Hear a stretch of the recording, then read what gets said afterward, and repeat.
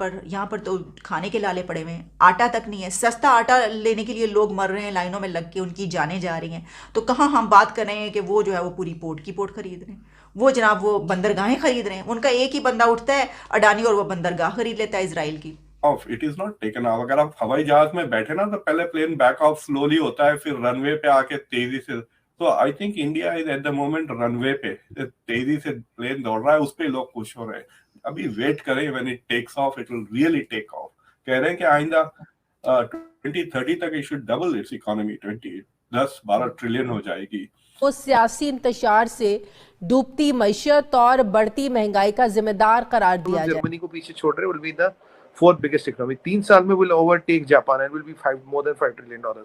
उसके 5 साल में will be $10 trillion. With in 10 years will be $10 trillion economy. आप कहाँ जा रहे हैं? यहाँ तो आटे दाल गेहूं गुंदम की दिक्कतें हो रही। ज्यादातर तो हम ही जाते हैं बार बार या अभी करते हुए, मगर बहरहाल इनकी अपनी एक सोच है, हमारी अपनी एक सोच है, हमारा अपना एक आर्ट है। हम अपने उस आर्ट को इस्तेमाल करते हुए जो इनकार कर रहा है उसकी जेब से पैसा निकालेंगे के बाद थैला। यकीनी तौर पर इंडिया के लिए ना सिर्फ ये कि मिडल ईस्ट के दरवाजे खुल गए, मिडल ईस्ट के लिए गेटवे का किरदार ही अदा करेगी, बल्कि इसके साथ साथ यूरोप और दूसरी जगहों पर ट्रेड और जो है आप कह लीजिए कि समंदरी रास्ते से जो तिजारत है, जो भी ताल्लुकात हैं, मामलात हैं, वो सब बहुत अच्छे तरीके से आगे बढ़ेंगे। चैनल हिंदुस्तानी हाइट्स में आपका स्वागत है दोस्तों। जैसा कि आप सब जानते हैं कि भारत और इजराइल के संबंध सदा से ही बहुत गहरे रहे हैं।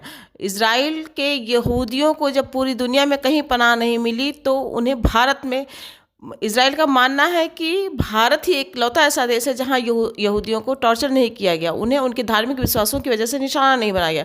इसलिए इजराइल भारत की बहुत इज्जत करता है और भारत को हमेशा से सपोर्ट करता रहा है। उसी इजराइल में हाइफा पोर्ट भारत के बिजनेसमैन गौतम अडानी ने खरीदा है, जो कि एक बहुत ही इम्पोर्टेंट पोर्ट है।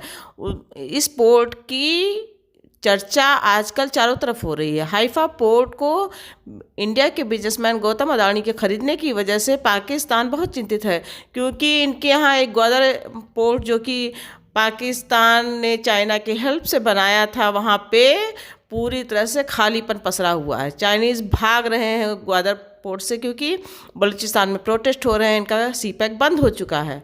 इसी बात को लेकर पाकिस्तानी मीडिया में चर्चा हो रही है कि आखिर भारत हर जगह कामयाब क्यों है और हम हर जगह फेल क्यों हैं, हम अपने दोस्तों का भी साथ नहीं दे पाते हैं। So let's enjoy this debate and if you like our content then please subscribe us. Thank you. Port की बात कर ले तो देखिए, हमारा तो जो सी पैक है उसकी क्या ही बात, जब वो स्टार्ट हुआ तो क्या कमाल का हमने कहा कि ये तो गेम चेंजर, हमने कहा गेम चेंजर है। पाकिस्तान की तो किस्मत बदल गई, पाकिस्तान की किस्मत खुल गई है। और वाकई एरिया ऐसे ही है। पाकिस्तान के पास जो हमारे पास रिसोर्सेज हैं ज़मीन के अंदर, जो ख़जाने हैं और ज़मीन से बाहर भी, तो वो हमारी नगीने और जो हीरे मौजूद हैं इस मुल्क में, वो उन ख़जानों को किस तरह इस्तेमाल करते हैं कि वाट लगा दी, मतलब कि बेड़ा गर्क करके रख दिया। अब आप देख लीजिए, सी पैक के बारे में ये बात कही जाती, सरेआम खुलेआम कहा जाता है कि बंद पड़ा है। इतना बड़ा मंसूबा और गवादर पोर्ट पूरी दुनिया की कहते हैं उसके ऊपर नज़र है, यानी हमारी तो कोई ऐसी चीज़ हो ना तो पूरी दुनिया की नज़रें उसके ऊपर होती हैं, लेकिन खरीदते जाकर वो हैफा पोर्ट है। ये देख लें आप। अच्छा, और जिन्होंने ख़रीदा ये गवादर पोर्ट और इसके ऊपर जिसको इन्वेस्टमेंट की, तो वो बेचारे सर पकड़ के बैठे हुए, रो रहे बैठे। अब दहशतगर्दी आप ख़त्म करेंगे तो वहाँ पर कुछ होगा। तो हमारे तो मसाइल ही इतने हैं, यानी वो ईंट खोदो तो मसला निकल आता है।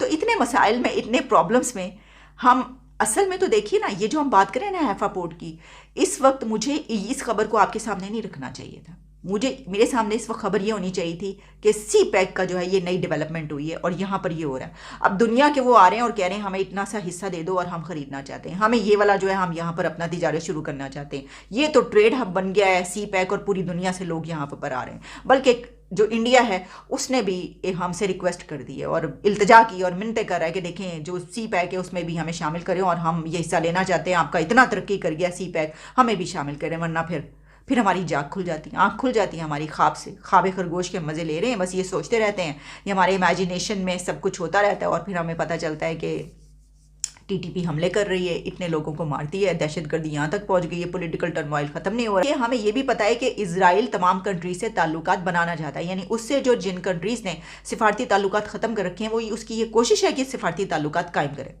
और ये भी बात आप याद रखें कि इजराइल पाकिस्तान को बड़े से बड़ा फायदा दे सकता है। अगर हम ये कहें ना कि हमें डिफॉल्ट होने से बचा लो, हमारे तमाम कर्जे जो है वो पे कर दो, हम तुम्हारे साथ सिफारती ताल्लुकात कायम करेंगे, इजराइल वो कर देगा, क्योंकि वो ये चाहता है कि उसके साथ ताल्लुकात जो हैं कायम किए जाए। अच्छा, हमें कितने बेनिफिट्स हैं, यानी इतने बेनिफिट्स वो इतने बड़े हैं कि हम उसके बारे में सोच भी नहीं सकते। हम देखें ना जिस तरीके से हमारे हमसाया कंट्रीज़ फ़ायदा उठा रहे हैं इस तरीके से। अब हम ये क्या बात करें कि वहाँ पर यहाँ पर तो खाने के लाले पड़े हुए हैं, आटा तक नहीं है, सस्ता आटा लेने के लिए लोग मर रहे हैं लाइनों में लग के, उनकी जानें जा रही हैं। तो कहाँ हम बात कर रहे हैं कि वो जो है वो पूरी पोर्ट की पोर्ट खरीद रहे हैं, वो जनाब वो बंदरगाहें खरीद रहे हैं। उनका एक ही बंदा उठता है अडानी और वो बंदरगाह खरीद लेता है इसराइल की।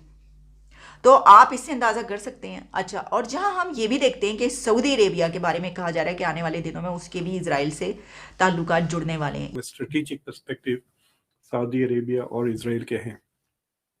टर्की ने भी शुरू कर दिया था इस इलेक्शन से पहले अपने ताल्लुकात नॉर्मलाइज करने के लिए इजराइल के साथ।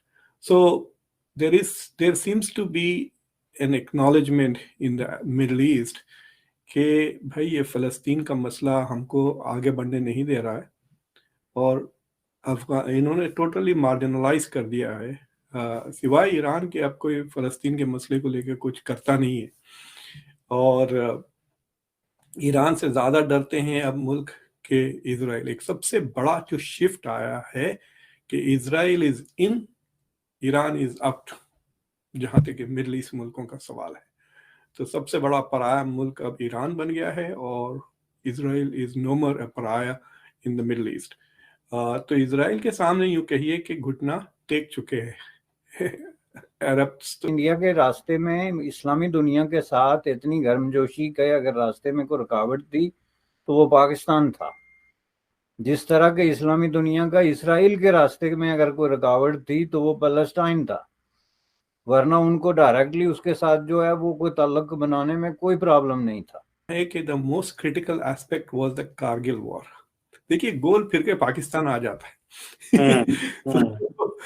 तो कारगिल के जंग में जितना मदद इजराइल ने इंडिया का किया है in terms of providing straight up ammunition, कि सबसे ज्यादा हवाई जहाज मुंबई एयरपोर्ट पे जो लैंड हो रहे थे during Kargil war were from Israel. तो Israel has prove to India कि it can be a good friend in crisis. भाई ये बहुत अहम चीज है। दोस्ती तो अच्छे दिनों में सब साथ होते हैं, लेकिन क्राइसिस में जो मुल्क आपका साथ देता है, that is a true friend, and Israel has proven to be a true friend of India, खासतौर से कारगिल के मामले में। और दूसरी, इंडिया का देखें आप, one of the biggest problems India के लिए है cross border terrorism, international terrorism, और इजराइल के लिए भी that is the same problem ना, कि मुस्लिम मुल्क उनको थ्रेटन करते हैं इजराइल को, और मुस्लिम टेररिस्ट ग्रुप से वो परेशान हैं। So it is but natural कि these two countries have come together for intelligence sharing, strategy sharing, techniques वगैरह। तो India is learning a lot from them. लेकिन इंडिया का इजराइल के साथ ताल्लुकात ना सिर्फ मिलिट्री सेक्टर में है, बल्कि नॉन मिलिट्री एरिना, खासतौर से एग्रीकल्चरल एरिना में भी काफ़ी एक्सचेंज ऑफ टेक्नोलॉजी है। और अगर आप देखें I2U2 को लेकर, तो यहाँ पे भी गिवन इजराइल के बहुत अच्छे ताल्लुकात है अमेरिका के साथ, तो इंडिया भी अब is forming this network Israel के साथ। और एक चीज़ ये है कि अमेरिकन डोमेस्टिक पॉलिटिक्स में भी जो प्रो इंडिया लॉबी है और जो प्रो इजराइल लॉबी है, उनके बीच में भी ताल्लुकात बहुत अच्छे हैं। So it is multiple levels of